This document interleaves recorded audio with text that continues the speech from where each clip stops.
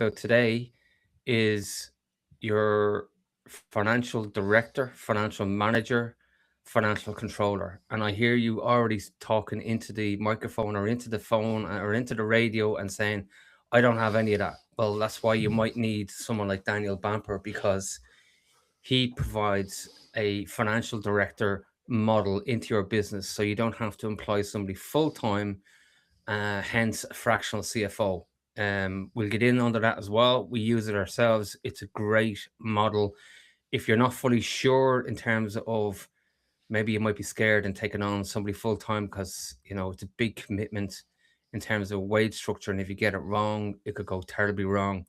So why not go with a model that's proven and tested, and you can talk to other people that have used similar services and how they've got on. Or if you've never heard of this particular model, you'll sit back and enjoy it because it will give you a really good insight into the main focuses within your financial structure. And if you struggle with the finances, which some or a lot of you do, all the more reason why you need a Daniel Bamper on your side. Daniel, welcome to the show. Thanks for having me, Gavin. I'm excited about this one. You're in Oklahoma, pal. Oklahoma. Yeah, it's center of the Midwest. Cool. Big fan.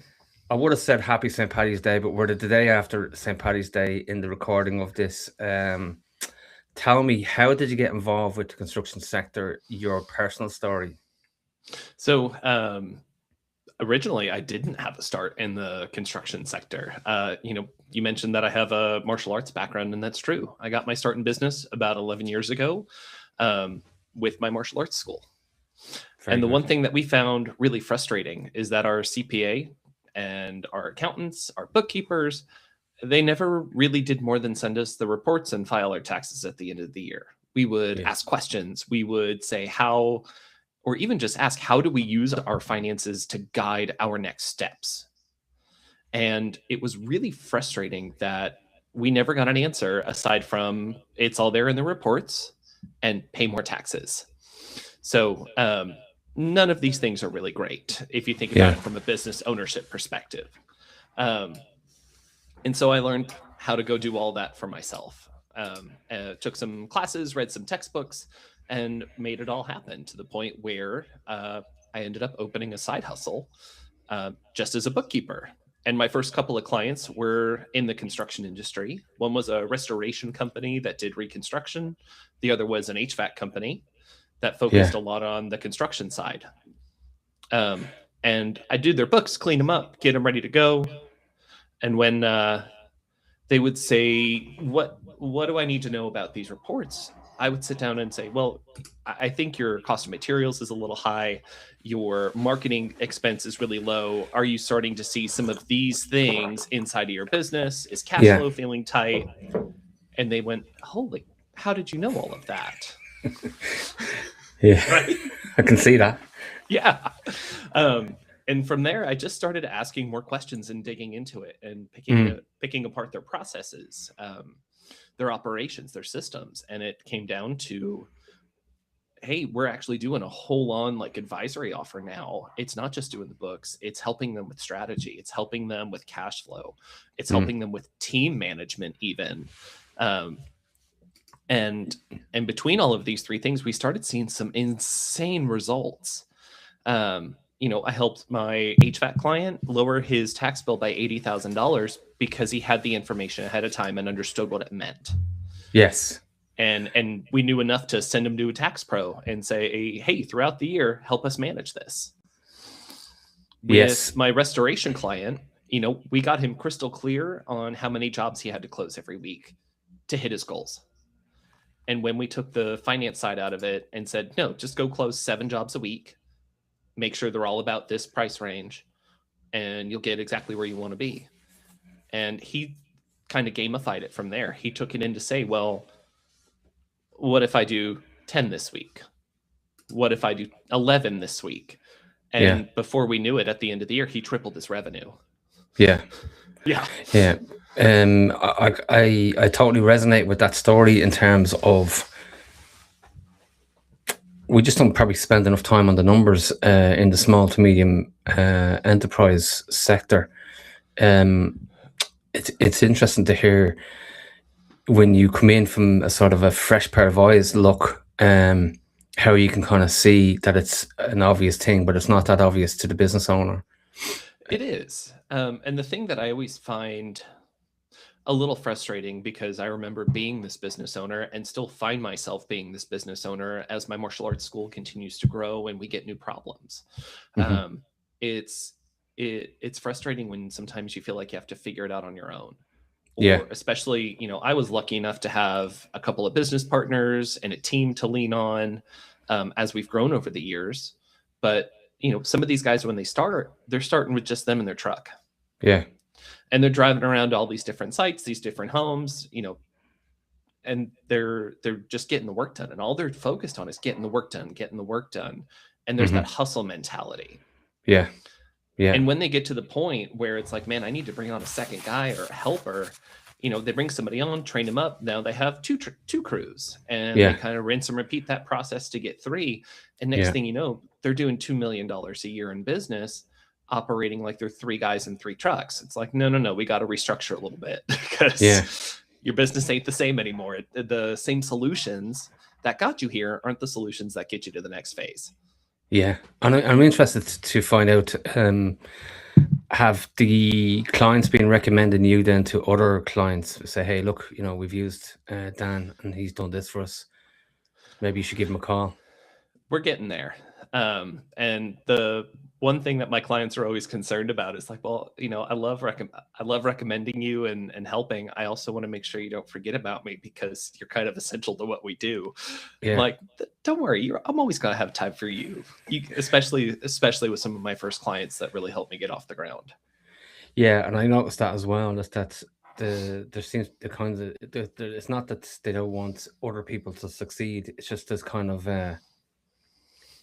well, Protect themselves a little bit. yeah, they get so used to having you on speed dial if there's an issue, Yeah. because like, hey, I'm thinking about buying a truck or a van. Well, we didn't include that in the strategy, so where's this after coming out of? Well, you wouldn't believe, I've just looked at an advertisement, and there's this van, and it's €2,000 cheaper, $2,000 cheaper than the nearest van, and I'm totally in sales mode, and Dan's going, no, it's not happening, pal. It's not That's happening. it. It's not in the strategy. I'm like, well, and usually, well, they say, well, what can make it a yes? And then I say, we can make it a yes if you do an extra 15 jobs this month and consistently hit that new target. Yeah. Can you make 15 new jobs happen this month? And sometimes they say yes, and they Yeah. do. Yeah. And it's because they've dialed in, they figured out, hey, I need 15 new jobs.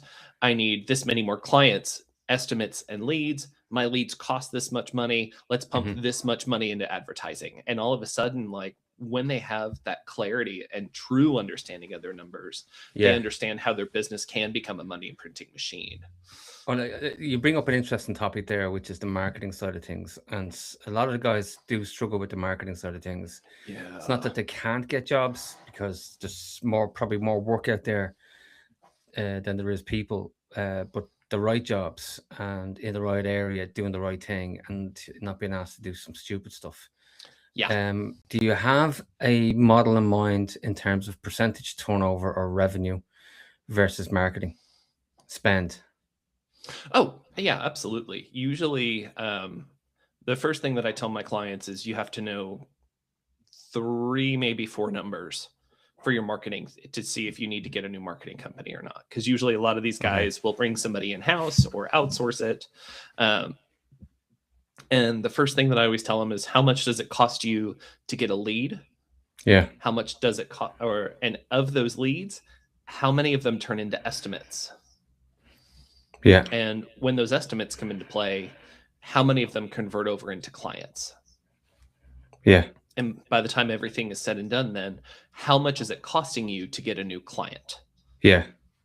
And so we call it cost per lead, client acquisition cost. Yeah. And the last one is return on ad spend, or return on marketing spend is sometimes even a broader term that I Yeah. like to include to show how well the marketing machine as a whole is working for them. Yeah. The unfortunate part of that model is that the marketing companies tend to tell you, well, it's going to take you 3 to 4 months before we start seeing some real figures coming across the table here. The other thing that absolutely drives me bonkers with marketing agencies, and I'm not slamming on our marketing friends here because I understand they have their own defined scopes, kind of where their influence ends and where the business has to pick it up. And that, so I'm going to say this with that in mind. Yeah. The thing I find frustrating is that marketing agencies often give you results in terms of like impressions and analytics and how many people saw you, not how many people called you and said, I need your help. Yeah, no. I only had this conversation recently with somebody, and they were so enthusiastic about the fact that they had a couple of thousand views on something. But yeah, but like, which would you rather have? Like, 20,000 views and very little phone calls or no phone calls, or 1,000 views and 10 phone calls or 50 phone calls or something like that. Exactly. There is this push to say, well, if you're getting views, you're getting eyes on the prize. But like, a lot of people are, well, right, let's just throw it out there. There's tire kickers that will just watch stuff for the sake of watching stuff. So like, where's the actual buyer? And I don't think the marketing companies probably, there's a lot of them don't do enough for the buyer persona, and no one knows the business like you. That's it. And it just comes down to, look, if you're finding, especially with like home service business, right? They are kind of bound to a local area, for lack of a better word. They're bound to some radius of operations. Yeah. And usually, within a city, you've got, neighborhoods that are more affluent, you've got neighborhoods that are less affluent. And when you show up, you don't always want to have to feel like you're fighting for every single job. Yeah. Especially because the people, my observation, empirically speaking, is, lower income neighborhoods they're more concerned about what the price is. And so they will price shop. Yeah. And make that happen. And that's nothing on them because they're doing what makes sense for them. Yeah. But there's also sorry to cut across you, Dan. No, but you're good. There's also a argument that you might not need marketing at all because you're just so good at what you do. You don't need that pipeline.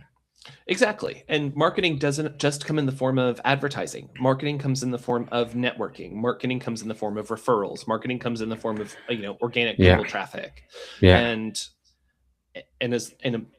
figure out the one that works for you. I have some guys that are only word of mouth and they're doing $2 million a year. I have a security company here in Oklahoma City that's like that. Yeah. I have a roofer who operates solely out of networking and, organic traffic. Yeah. Yeah. But I have an HVAC company that relies solely on ads, and that's the thing that kills it for them in their market. Yeah. Yeah. No, fair point. What about automation? Where do you look? Obviously the buzzword is AI at the moment and stuff like that. But you must be walking into a lot of places going, how the hell are you operating without CRM system, finance, even like, and this day and age, still people are not using sort of online accounting tools and stuff like that. I had a client tell me, I usually just keep everything in a box and give it to my CPA. And I go, okay, one of two things are going to happen. We're going to adapt you to an online accounting system, or you're not my client. Yeah. Yeah. And that's because there's, as your business grows, right? When you cross that 7-figure threshold, you can't run on data that's once a month from your tax returns and say, okay, this is how well my business is doing. You need to be looking at your numbers every week and make sure that your margins are staying in control. With home service businesses, you have a little bit more flexibility because your margins are a little bit higher on the service side. But when it comes to the construction side, sometimes your margins are razor thin. Yes. And maybe not razor thin, but a lot thinner than they are. You're operating at maybe a 20% gross versus a 40% gross profit. Yeah. And so all of a sudden you have less room for mistakes. And construction jobs, if, you're overspending on materials, you don't have your foreman keeping track of your labor hours and keeping everyone on track, payroll, excess materials, waste, all those things are what can really kill your profits at the end of the day. Yeah, yeah, yeah. Um, I do see people getting caught up in this whole sort of Instagram, TikTok market where they feel like, they need to be on that and they need to be sharing videos and they need to be sort of, out there and getting their name out there. But like if you're good at your job, generally in construction, you shouldn't really have a problem with attracting new leads. That's it. Because honestly, GCs talk to each other. And Yeah, when it comes, they're like, hey, you need an HVAC guy? I've got a great one that just finished a job for me. He was a breeze to work with. yeah, Or, man, this plumber was just fantastic. yeah, yeah, yeah, yeah. No, I Yeah. love that. So we've talked about, so in terms of the automation, Yes. Going back to that. sorry, yeah, but your finance is obviously you want the accounting software, and I have to say my own company, we're moving software this year. Thanks, I'm so glad that we're moving software. I'm not going to mention the name of the other accounting software, but let's just say there's old school software out there and there's new school software out there, and the new school Yes. is so more easy to use, more flexible, more how would you say, practical in terms of use, easy to Yes. use. Everybody can see all the figures that are clear and needed for the business in one dashboard. And it doesn't, and the cost has come down greatly in your area, haven't it, for software? It really has. There's some where I've been able to, get some lower end of my clients, who are still kind of in the initial growth phases. I can get Yeah. them accounting software for $10 a month or less. Like that's Wow. a game changer for them, and it maybe Yeah. comes up to 25 if they're going to use it as their main invoicing mechanism. Like you can't beat Yeah. that. No. And do you encourage them to, like, I know that HVAC is a particularly strong market for yourselves. Do you encourage them to have field software as well, along with the accounting software, or is that a stretch? Um, for my larger clients, yes, I do encourage them to have field software. Yeah. But even, I call it field hardware or field paperware for some of my younger growth stage clients. They're Yeah. doing less than $1 million. You're still going to be on a paper packet, but Yeah. that's Yeah. okay. That's okay. There's nothing wrong with a paper packet. It works Yeah. really well. And I love it because it shows you the logic that takes you all the way through the project start to finish. Whereas the software, sometimes it feels like, well, I got to put this in over here, this in over here, this in over here. Yeah. And since you don't understand what the software is doing underneath, it makes it really hard to get a good grasp of what's going on with it or what those Yes. numbers mean that it spits out. And the field software, from my experience, I don't know, like, generally speaking, you want a champion looking after that field software for the business who makes sure all the inputs are correct. Bad Yes. information in, bad information out. And then you could be hurting the business rather than growing the business. But what I do see the advantage of is that if people are looking to maybe sell, and even if they're not going to sell the business later on down the road, that they have a list of all the serial numbers, all the clients, all the products that was issued, all the data is just sitting there, rather than having to go back years and years and years and go, oh my God, Yes. if it's HVAC, it could be heat pumps or it could be air conditioning units, like, and you're not tracking that stuff.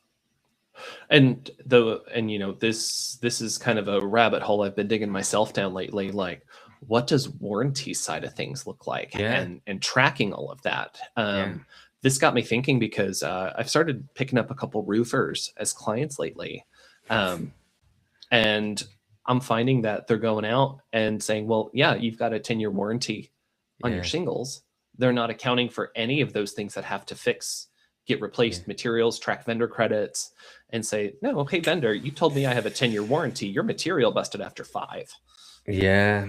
This is covered. We literally had somebody on the podcast recently who started talking about roofs as well, and this area of warranties, and it's a big problem. Like, people are not tracking warranties. The installers are not tracking their warranties. No. And so that does create some operational chaos. And, if you do start tracking your warranty work, even just adding a simple 1 to 2% line item inside of your job costing system as a warranty piece or as a warranty cost is a great way to do that. And you can just create like a warranty checking account where, hey, we're going to factor out, 1 to 2% of this job cost, pop it over into a holding account. And that way, when warranty work has to be done, that's where we pay for it. And it doesn't have to disrupt our cash flow, or we're more ready for it in the long run. He made a great comment too, that it's okay having the warranty, but the manufacturer of the product, whatever it is, might actually have a specification that you're only allowed to use approved vendors or approved contractors in order to carry out the warranty. And should you go in then and start saying, okay, well look, we'll try and fix it, thinking that you could just do a quick patch up job or something like that, and next thing the warranty is just invalidated. That's it. And so, the one thing the other part of that I tell my guys is usually like, hey, make sure you understand the contract language, have an attorney look at it for you and walk you through an operational build. Yeah. And that way you can make sure that you're going. If you're not only a qualified vendor with that manufacturer, follow the process to become that qualified vendor or that qualified, labor person. The other kind of interesting rabbit hole is that eventually, as your business continues to grow, you're going to hit a point where you're going to need to find a way to get rid of a large number of expenses or, kind of bring your total gross profits down by the end of the year, right? Mm-hmm. Because the last thing we want to do is say, great, I made, $10 million, $2 million of that is profit that I get to hold on to. Mm-hmm. But that's also $10 million or $2 million that you owe taxes on. Yeah. That's a big tax bill. Yeah. Yeah. Fair point. And one of the new tax strategies that's out there is finding a way to monetize and categorize the risk connected to your warranty. And so if you start tracking, that 1 to 2% warranty cost or additional warranties that you buy on and listing them out as job list items, there's a strategy down the road that you can leverage. I think it's called reinsurance, or at least here in the States. Okay. It's not a captive insurance policy. So when you ask your CPA about it, just tell them it's not a captive, it's reinsurance, and they'll understand what you mean. Interesting. But that's kind of the new rabbit hole I've been going down to see how that works. Can you leverage depreciation on warranties? Oh, that's a good question. I would say after the warranty term, yes. Okay. Yes. The thing that makes that tricky is since you actually get cash for it as a service, you can do it one of two ways. You can do it as unearned income and do a revenue recognition every year where you can say, well, I got $500 for this 5-year warranty. I'm recognizing $100 of it each year. Yeah. Does that make sense? Yeah, that makes sense. Yeah. Interesting. And so there's a few ways to do it to help kind of stretch out and minimize that tax burden. But I'm finding that, warranties can be a really powerful thing inside of a contracting business. Thinking about that was what struck me was, wow, it's nearly like a business within the business, the warranty side of things, that if you manage that correctly, you're basically putting yourself into a saving model, that you have this pot that's piling up that hopefully you don't have to use. Exactly. You know what I mean? If your quality is good and the product's good, you shouldn't have an issue. But it definitely, could make a massive difference. Would you calculate that on your profit and loss statement at the end of the year? Yes. So the way that I recommend doing this is whenever you have a warranty come in, it's going to show up on the invoice. Yeah. And whatever that warranty is usually gets popped over to a balance sheet account first. Yeah. And that because, it's revenue or it's money you made without having to really work for it yet. Yeah. There's no labor on it. That's it. And so what happens is you'll just take a percentage of that and move it from your holding account, that unearned revenue, and then you'll claim a little bit of it this year on your profit and loss. You'll create a Yeah. little bit of it next year on your profit and loss until you're out of it. And usually you'll create just like a standard, hey, it's a 5-year warranty. We're going to do 20% every year for 5 years. Wow. Okay. Good thinking. I love it. Yeah. Tell me about this. So, are you going to get replaced by an AI bot? You know, that's a great question. Yeah. And I don't think so, because the part of this is, one, having the right framework to follow. Yeah. But the other part of it is, money brings up a lot of baggage with Yeah. everyone. And that's the one thing that AI can't work you through. I've gone on my own journey with my relationship with money, and I've done, I've seen a lot of progress myself in detaching emotionally from it to starting to see it as a tool. Mm-hmm. So that's really all it is. Yeah. No, I agree with you 100%. Yeah, but the thing is, a lot of the reason I love working in the contracting space, especially, is because they grew up in, really humble households like I did. Mm-hmm. There maybe wasn't a lot going around when you were a kid. You had a real scarcity mindset growing up.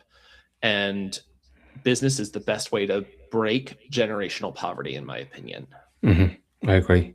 And it's the fastest way to build wealth.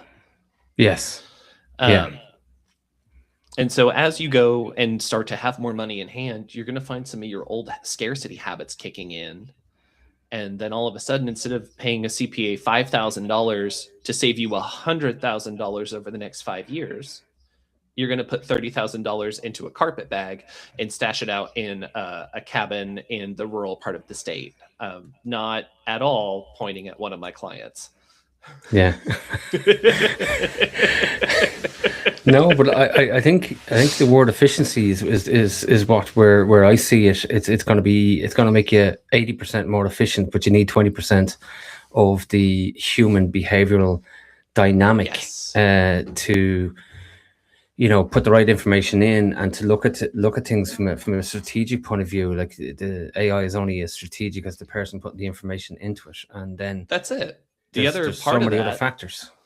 Yeah, and going back to the prompting side of AI, like, don't get me wrong, I use it a lot. If there's, I get questions from folks all the time in like the restaurant industry. What should my margins look like? I don't know. I don't do restaurants, but I go ask AI, and it gives me a lot of information and context in language I understand and financial backgrounds, right? Yeah, yeah. So it's one of those things, you can't ask AI to help you know what you don't know. You don't know. Yeah, that I sort of we've come across a software in your sector called Live Switch. It's actually United States developed, and it basically, you would phone the client or the client would phone you, and sitting at your desktop, you basically just open up the camera, and then you can see everything that the client sees, and they're going through the whole job with you. And then as they're going through the whole job, as what their requirements are, AI is in the background taking measurements of everything, taking all the materials, taking it's doing the contract, it's doing risk assessments, meta statements, it's doing the pricing for labor and materials. It's within $100 of it's within $100 of accuracy in terms of labor, time, and materials. It's amazing. Like, that's insane. Yeah, it is. Like, originally the software was used for the police. It was developed for the police. So when you dial the 999 or the 112, you go straight into this, because the software comes straight up. So the software is constantly just recording everything, the conversations, the script. It's doing the whole lot. So when the paramedics and the police are heading to the scene, they have a full picture of what's going on, and then obviously you have the history then afterwards. That's all recorded. So then he's just used that software into the construction sector. So that's cool. If I was a air conditioning guy, for example, and I went into a house, or didn't even have to go into the house, I could just send a link to the customer, say, okay, open up the link on your phone, and then the AI will actually problem solve the issue with the air conditioning unit as the client is telling. Yeah, and then it will generate the quote. Actually, Mary, our producer, if you put a demo link to Live Switch in the show notes, and we can send it to Daniel afterwards. But like in terms of the wow bit for me, Daniel, was that allows you to focus on the customer more, on the quality more, and it's Yes. not replacing anybody. But this thing of everybody meeting on site to have a huddle to discuss an air conditioning problem, and there's one person talking who's dominant. There's the customer, and everybody else is just standing there going, "Yeah, Yeah. you know." Uh-huh. Like how often have we seen that? And it's like there's like a huddle over like a simple unit or whatever else, and it's not saying straight away that it would fix the unit. So it will tell, okay, do this, this, and this. And then if that doesn't work, well, then the AI will say, okay, well, if it's not that. And of course, it's taken it from the manual. It's taken from the Right. troubleshooting that's already out there. It's not that, you know, it's designed specifically or whatever else. It's taking the information that's out there. But I suppose where I'm coming from on it is, wow, you've got the safety sorted, you've got the QS side of things kind of sorted, you've got Mm-hmm. the problem solving side of things sorted, you've got reduced travel and reduced time in terms of you know troubleshooting stuff, and Right. maybe Because you you won't. don't have to go out at all. Maybe you don't have to go Yeah. out at all. It solves all those issues. But exactly what you just said, jobs still have to be done. People still have to get into the van and go to the job, or into the truck and go to the job Yes. and physically put stuff together. But Yes. then it allows you to focus on the quality of that. That's it. And that also lets you show up differently, Yeah, because when you show up, you're not showing up wearing 6 or 8 different hats. You're showing up wearing 2 or 3. yeah, And yeah, that means you have a lot more of you to focus on your clients. yeah, And that's how I view it too. yeah, yeah. Because it's not just before I was in what I'm doing now on the finance side, I was actually a chemistry teacher. Okay. So yeah, and it really is all about presentation and following up and making sure that it's not necessarily the content you're teaching; it's teaching it in a way that people receive it. Yeah. And how can you And create a model that how can you create a model that can scale? You know, and you don't have to be taking on the world in terms of scale, but how can you get more gross profit and net profit? Your scale might be, I want to have a better margin on gross profit and net profit. It doesn't mean to say that you want to grow the business exponentially. You might still do the same business, but you might have a better gross profit and net profit. yes, and that's the one thing that I actually helped one of my roofers do this year. um, you know, we did a lot of work together this year. We overhauled his accounting structures, his job costing systems, his cash flow, and kind of gave him a clear strategy that said, here's the number of jobs, here's the price you got to close them at, and here's the support systems you need to do things like knock loose your, cash value payments from the insurance company. Here's strategies to knock loose the depreciation payouts from your insurance company. Yeah, yeah, Um, yeah. and he ended up making $100,000 less in revenue between 2024 and 2025, but he added $400,000 to his profit margins. There you go. Oh wow. That's the That kind of power that comes from having the right person yeah. reach you on that emotional level. Well, that's the gold. So he's still using the same tools, the same equipment, and he's sweating the assets, but more to generate a better margin within the business, doing the same business as what he done That's it. last year. That's it. That And we that's raised his margins by about 13 or 14%, wow. his net margins. His net margins, Jesus. Yeah. Wow, and especially in the day and age when the cost of materials is sky high, cost of labor sky high. Yep. Wow, wow. Daniel, talk to me about the martial arts stuff. I don't want to go completely off topic, but No, you're good. it's burning me here. Like, what Like the hell? how do you make the transition, right? How do you like? I Um, get the fact that you might have to. I thought you might be chasing money, and they might be saying, "Hey, you're the CFO. Go and get me that bloody check because they're not paying us." it's Okay, also nice when you my get to black show up and belts. be the threatening bouncer. You know what I'm Yeah, saying? yeah. Here's Chuck Norris has just turned up at your door, like. Yes, that's it. No, so the martial arts stuff has always been a passion of mine. Um, it always meant something different to me throughout my life, and And I'm really grateful that I get to be in a business now where we're changing lives. It's that simple. We're showing people how awesome they are. And you wouldn't think that, you know, you could completely change someone's image of themselves because they smashed through a board or they passed a rank test. Mm-hmm. But it's transformative, and it's really taught me that confidence is success remembered. Yeah. And when you can look back and say, no, I did this thing, there's no reason I can't do this next step. Yeah. And the thing that I tell myself whenever I start, with that I can't talk or the I don't know that I can talk, I say, I step into a cage to fight people for fun. There is no reason this conversation, this action, this hard conversation with a team member, or being honest with myself about numbers should be scary. Mm-hmm.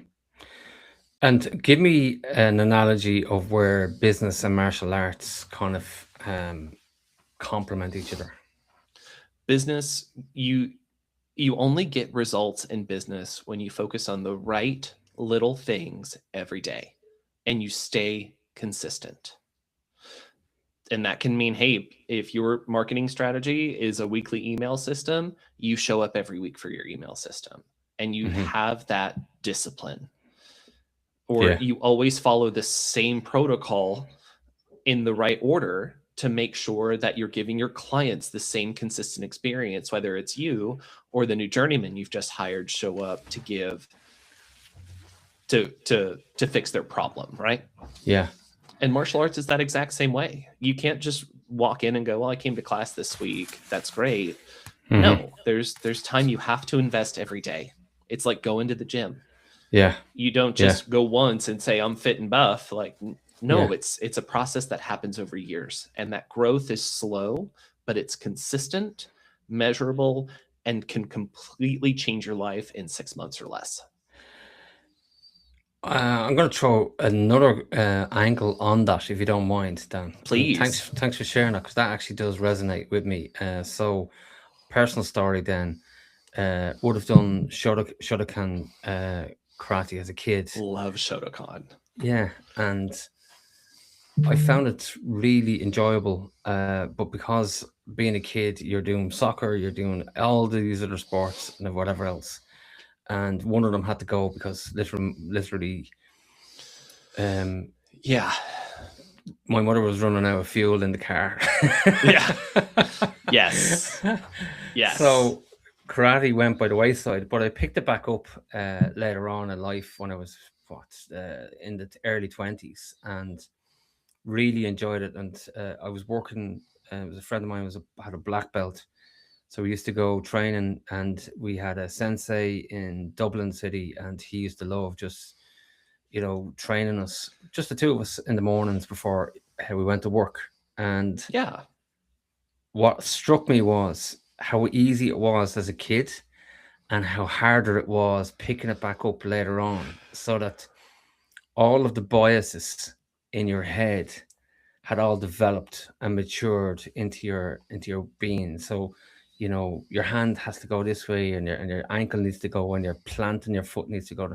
Like, oh no, no, no, and your mature mind is going against everything that you're being told to do. What's right. Whereas when I was young, it was more you had no we weren't challenging the status quo of what you were being asked to do, and you were a lot more freer. And maybe just as a personal experience, but I actually can kind of connect that with business as well. Is that we sometimes get Yes.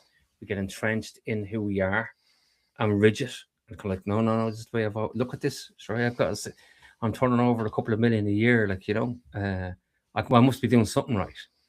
Whereas you And kind of, that's right. yeah, They usually are, because not all businesses are out there making a couple million a year. yeah, yeah, But, even though you might be doing some things right, it doesn't mean that everything is going right. yes, Because which would you rather have? Would you rather have a business that does $2 million a year in revenue and you keep 50,000 in profits at the end of the year? Or would you rather have $1 million business that in revenue that keeps 200,000 in profits every yeah, year? 100%, It's about working right and working smarter. yeah, And that's part of it. And the one thing that I've started doing with my own business is trying to help people shift out of that "this is how it is" mindset, Yeah. because that's the biggest obstacle that I come up against is, they have that exact mentality. I am doing something right. I am making a couple $1,000,000 a year. So why does cash flow feel tight? Why is it that payroll's a stress every Friday? Why is it that you're afraid of what your tax bill's going to be, or you see money on paper but you don't know where the rest of it went? Correct. Yeah. And so that's a belief shift that has to happen somewhere in there to say, this isn't how it is. It can be better.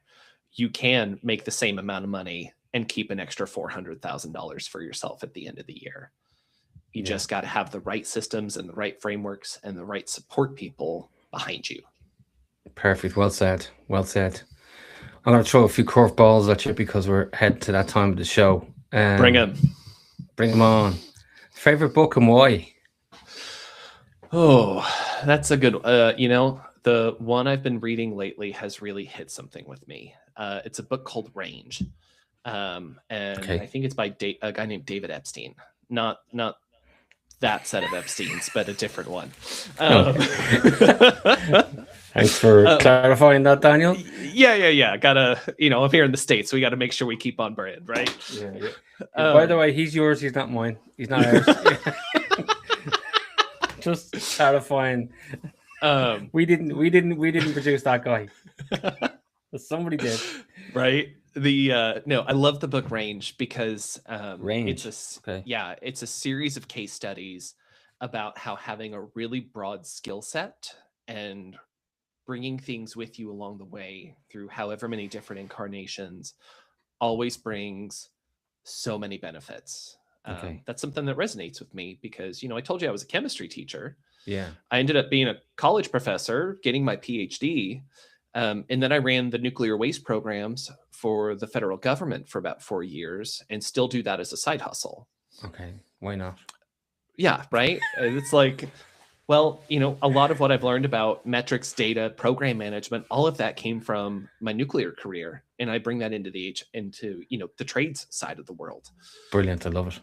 The chemistry side teaches me how to read a big data set and tell the story from it.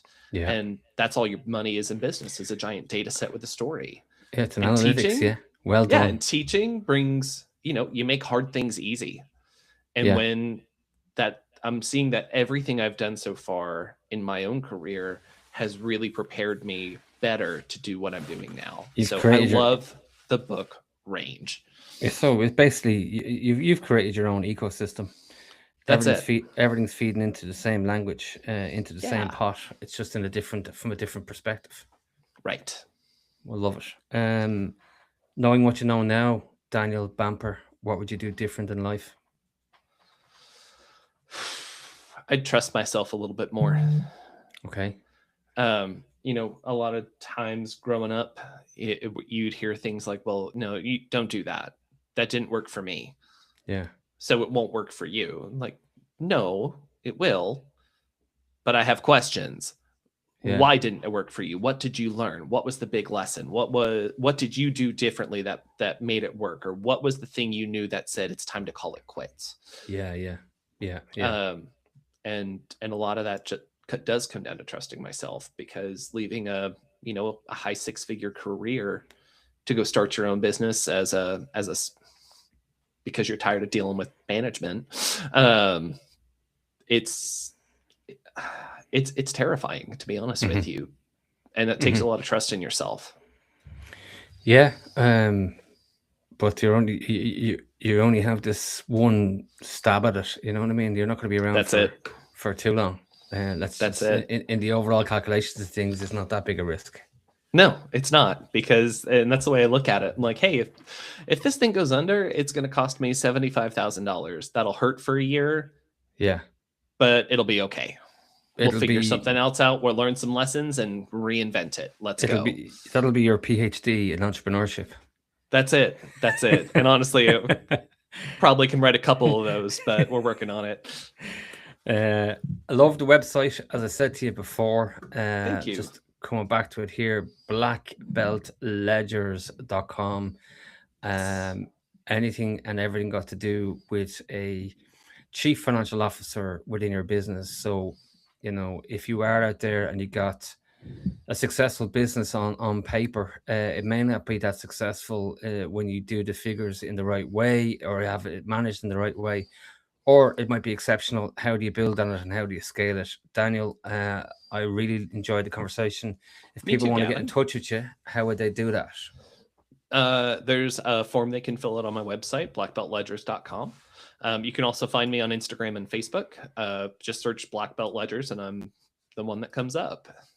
Brilliant. Daniel, thank you very much for being on the show. It's been an absolute pleasure. We It has will been. be This in is touch great. in the future. Perfect. Thanks, Gavin. It was great to meet you. Take care, Daniel. All the best, You buddy. too. Bye-bye.